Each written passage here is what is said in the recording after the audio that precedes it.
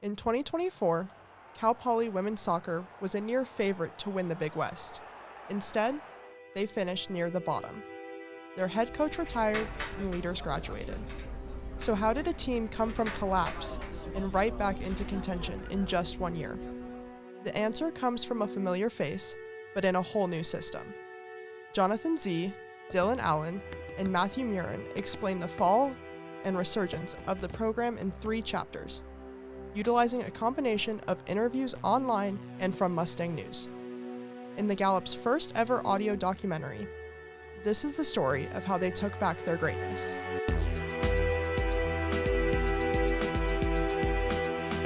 Chapter 1, 90 Minutes Away. Before Alex Crozier, there was no women's soccer program at Cal Poly.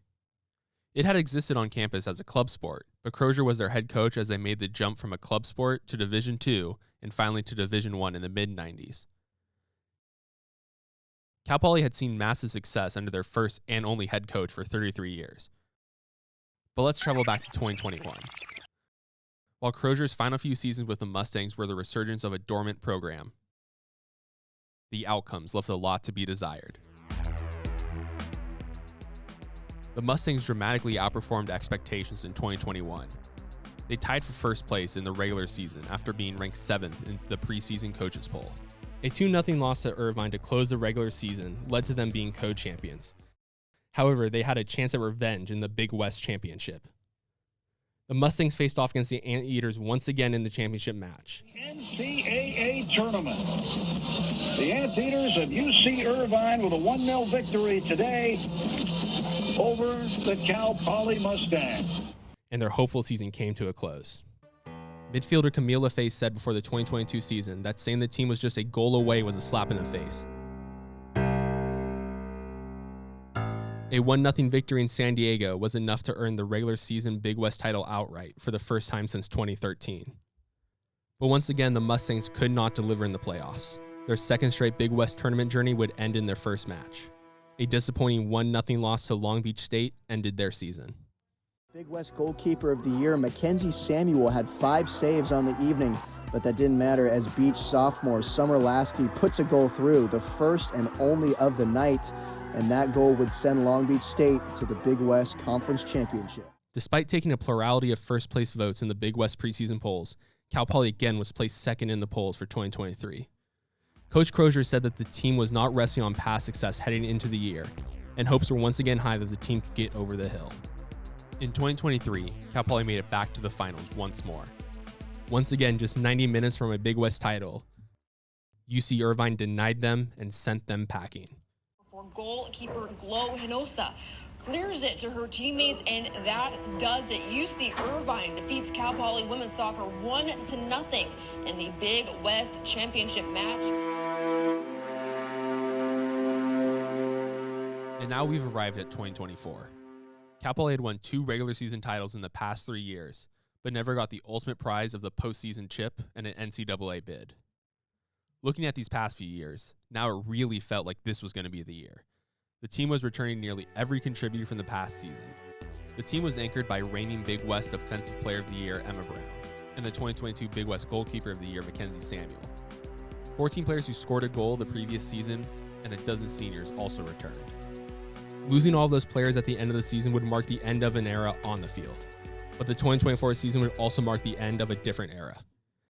Head coach Alex Crozier, after 33 years, announced prior to that season that he would retire. Things, like I said, I've been here 33 years. My wife's going to be retiring at some point soon. And then my daughter, my youngest child, just graduated from Cal Poly last June. So those were things that kind of triggered it.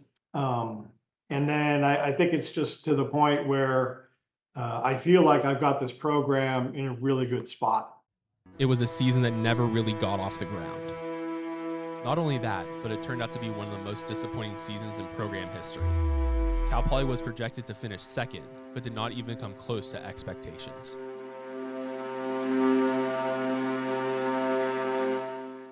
A 1-6-2 start to the year was not the beginning of the season that the team had hoped for. A 5-1 drubbing of Nevada in the non-conference finale provided some spark, but a loss to Fullerton started a downward spiral that the team could never truly pull itself out of. They were a shell of their former selves, barely recognizable. Brown and the defense held it down for the most part, but the offense could not convert on their opportunities the entire season. A 2-0 loss to UC Davis in Coach Crozier's final home game sealed the team's fate. There would be no postseason for the Mustangs. Senior defender Cameron Penn remembers her disappointment. We were definitely disappointed because that was the first time, at least for the both of us, that we hadn't made the tournament. And so we felt like it was a lost opportunity and that there was definitely more that we could have done that season. We had a lot of potential. Imagine the locker room after that. They missed the postseason. Their leaders are graduating. Emma Brown, Mackenzie Samuel, and forwards Emily Needham and Kate Reedy were among the seniors leaving the team. After a season like that, finding out why that happened would certainly be a big question. However, there was an even bigger question the program would have to face. And that question was, where do we even go from here?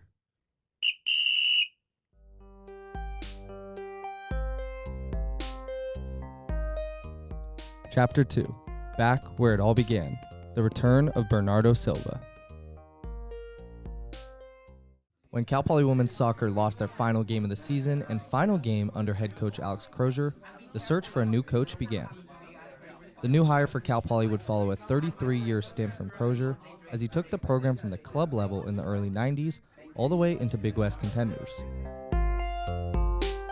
So on December 21st, when Cal Poly Athletic Director Don Oberhelman announced the program would be hiring Cal State Bakersfield's coach Bernardo Silva as the successor, expectations were high. But before we talk about Silva's impact at Cal Poly, let's take it back to his roots growing up in Portugal. Silva was born and raised in Portugal and grew up playing soccer, but when he reached the age of 15, he had to make a choice of whether he wanted to continue his studies or keep playing soccer. He chose both. My parents were very adamant about me keeping my studies going, and it was definitely a challenge to kind of figure that out then. And I think when I started doing some research and the opportunities that were outside of Portugal, both in England and the United States, to continue to play at a high level while also getting your degree, it was just a world that I wasn't, I guess, preview to. Silva learned English at an American international school for 2 years, and after visiting schools across the United States, he fell in love with UC Santa Barbara and wanted to play soccer for them. But he did not have an offer. That kind of grit, one where he had to walk onto a school that had just won a national championship 4 years earlier, is exactly what defines his coaching career. For every program Silva has been a part of, he's been promoted year after year, starting as a coach for the Mustangs. After graduating from UC Santa Barbara, Silva would join the Cal Poly men's soccer team the following year as an assistant. The next year, Alex Crozier brought him onto the women's team, starting as a volunteer assistant. About a year later, after that, Coach Crozier had an opening on his staff that was a paid position, and I was like, I got to start making some money. And my wife kind of pushed me into coaching women, and it was the best decision that I could have made in my career. And I think I was not only born to coach, but definitely born to coach women. In 2019, he went north to join Sacramento State. His 5-year tenure with the Hornets was another indication of the success that follows him.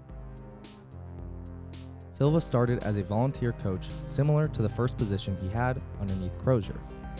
Slowly, but surely, Silva moved up the ladder.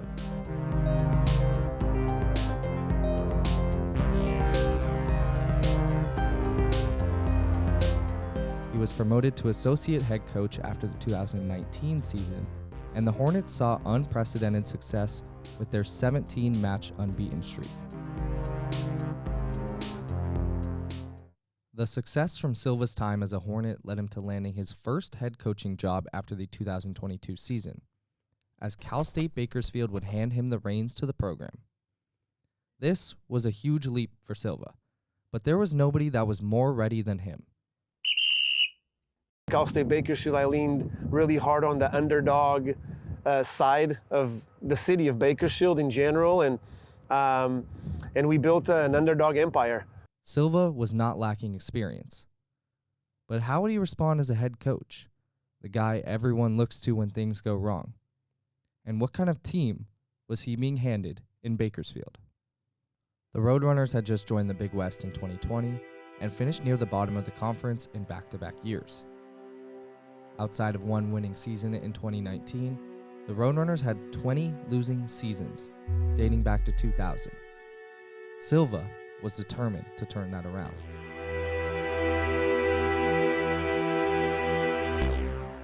In his first year as head coach, they finished 8th in the conference.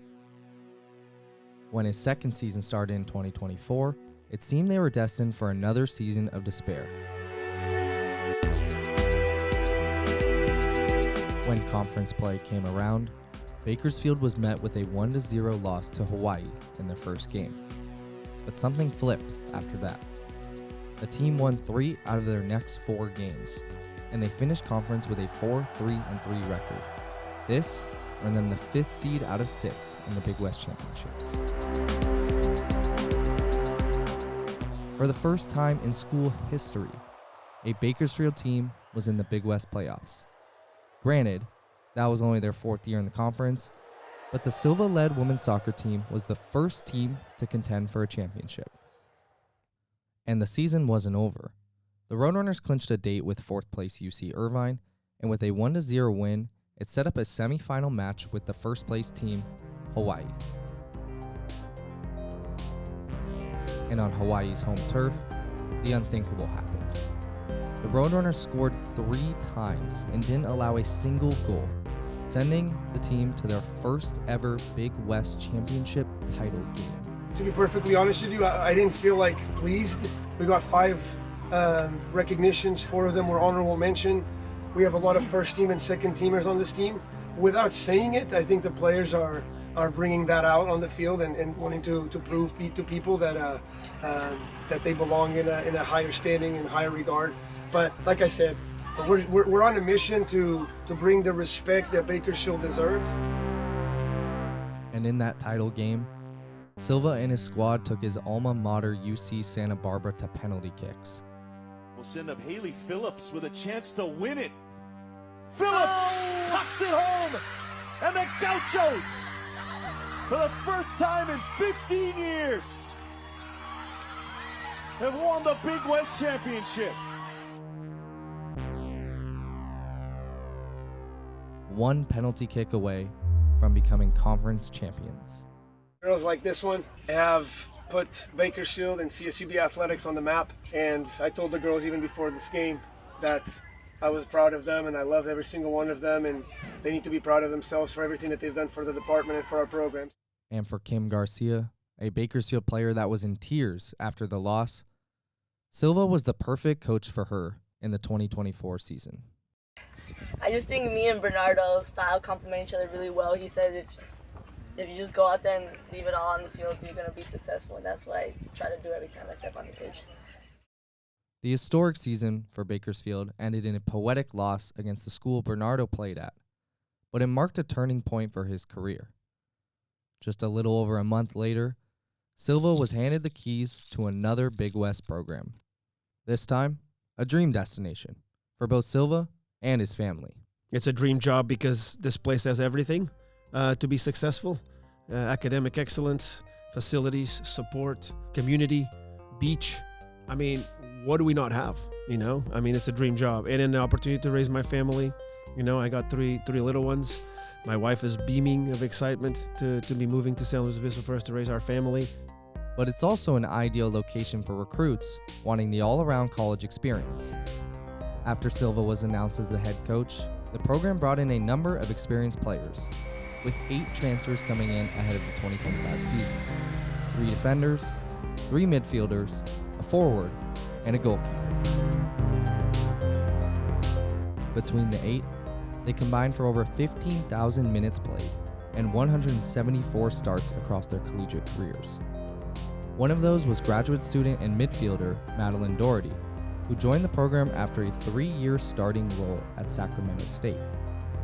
Bernardo coached Doherty for 1 year during the 2022 season, but in 2024, she would help the Hornets to their first Big Sky championship in 14 years. We had a great career at Sacramento State. She's coming in to do her postgraduate degree here. She has NCAA tournament experience. Silva also brought in senior midfielder Julia Moore from Long Beach State, a proven top Big West midfielder. She was a 3-year starter there and a 2-time All-Big West honoree. The mix of experienced transfers that Silva signed, such as Moore and Doherty, paired with stars from Cal Poly's current team like Annika Smith, Jessie Halliday, and Cameron Penn, meant Silva had formulated a team that was ready to compete on day one. Honestly, like from day one, the Zoom that we had all together as a team, like you can tell that he was completely invested in our program, and especially in us seniors too, because he wanted to make this year as memorable as possible and try to extend the season for us as long as possible as well. So honestly, I was happy with the fact that he was chosen for the job, and I've learned so much from him both on and off the field. And when Silva came in and got to work with the girls in the springtime, his presence was felt on campus. When Silva first got to Cal Poly, students could see him riding around on a golf cart around the school. His energy felt around the campus as he chatted with students and players alike. That dude is like an absolute beast. Like, he's aligned with everything he says. He's come in with this like undeniable passion that like just fuels everyone. But in his first year as head coach of Cal Poly, could he replicate the success he had seen at Bakersfield? Could he lead another team back to a Big West title appearance? And what about Cal Poly, a team that had been so close to a title the past few years? Could Silva be the one to bring the conference title to San Luis Obispo?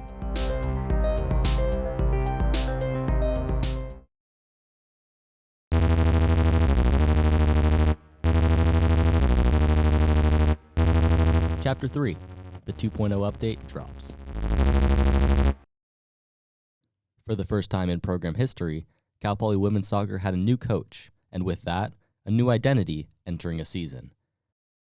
Bernardo Silva's vision for the team revolves around the idea of Cal Poly 2.0, an idea that maintains the same end goal of excellence, but focuses on small improvements in every aspect of the game that eventually lead to bigger change. This 2.0 project that I've kind of mentioned since day one, it's an elevation of where Coach Alex left the program, and we're trying to just, while honoring him, add some really important layers for the success of our future.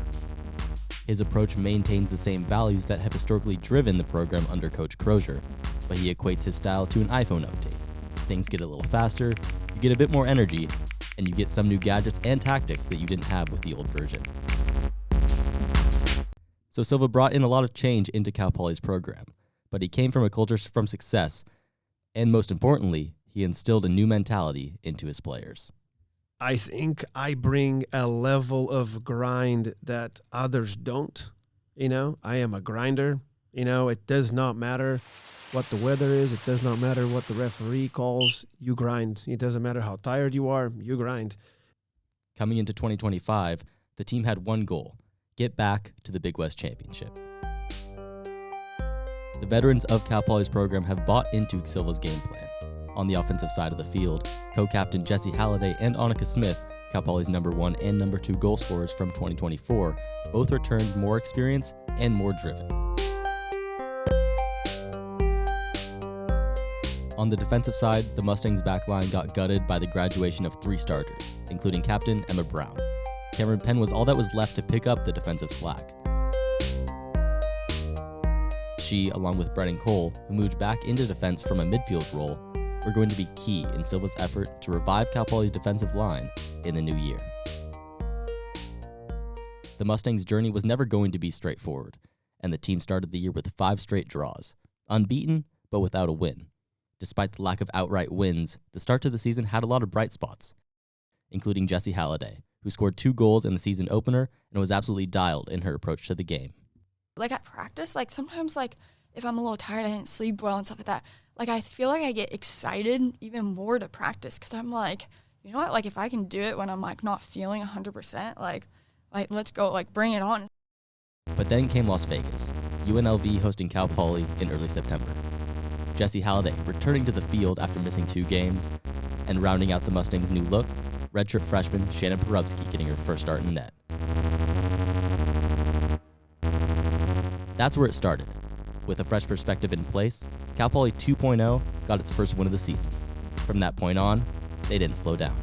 We came off of a training session the day before that we just weren't satisfied with. And I think that it wasn't to our standard, and we had like a deep conversation at the end of practice with everyone and just like kind of opened up about like what are we doing here, guys? Like what is our goal this season and stuff like that. So I think coming off of that just like fueled us up. Adding 2 more strong performances in a win against San Jose State and a draw versus Cal Poly ended their non-conference schedule undefeated for the first time in program history. Halliday continued to lead the team in scoring with 5 goals in the first 7 matches, while Sac State transfer Madeline Doherty fit into the team perfectly, adding 3 goals and 3 assists heading into Big West play. After a win earlier this season, she spoke about her integration at Cal Poly.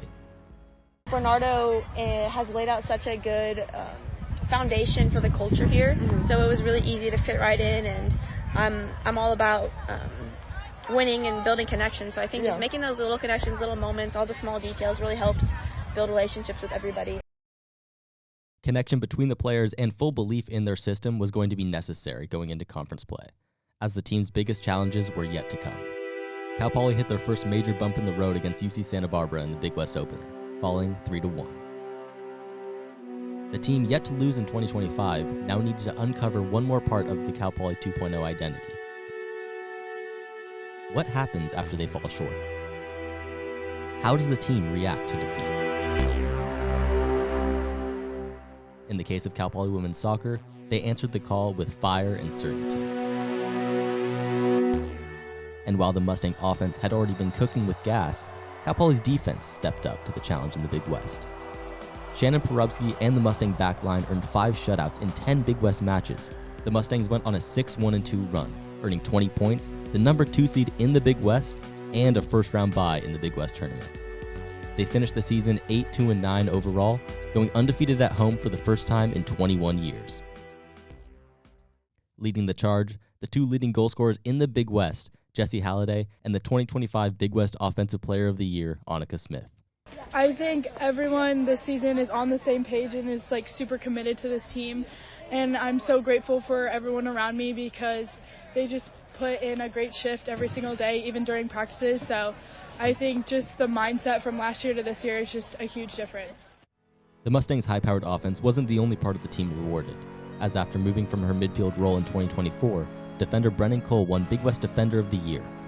To top off the haul, Big West assist leader Madeline Doherty was named to the All Big West first team for her outstanding performance in her first year in the conference. But the players getting the accolades are just the tip of the iceberg when it comes to the Cal Poly roster.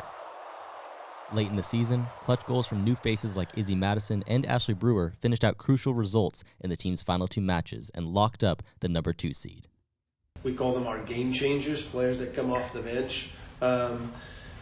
Try to give them the knowledge and the insight and the belief that they can impact the game, because you can't just win a tournament with 11. You got to win a tournament with 16. However, Cal Poly had the chance to win the Big West regular season title in their final match against Cal State Northridge. Their 1-1 draw left the door open for the Matadors to take fate into their own hands. In the final week of action, Cal State Northridge won to secure the regular season title, and Cal Poly fell to number 2. While the team earned a bye and a spot in the Big West semifinals, they were disappointed with letting the regular season title slip. So I've mentioned before, that's fine margins in the Big West. We were 1 point away from winning a championship, and Coach also made that clear today, that there were moments this year where we could have got those extra points to kind of get us up there into first. So we're going to have a little bit of bite to us moving forward and into these next games. Going into the postseason, the true meaning of Cal Poly 2.0 has started to emerge. A team with depth, undeniable skill, and the hunger to compete, all led by Bernardo Silva. A new coach, a new culture, and a new tenacity. Despite the awkward final season, it seems that Alex Crozier has left the program in a good spot. The era the team names Cal Poly 2.0 is in the defining moment of their first season. The Mustangs rival the accomplishments of Cal Poly teams just a couple years back. And now, with a new chance at the Big West Championship, the 2025 Mustangs have a chance to exceed them.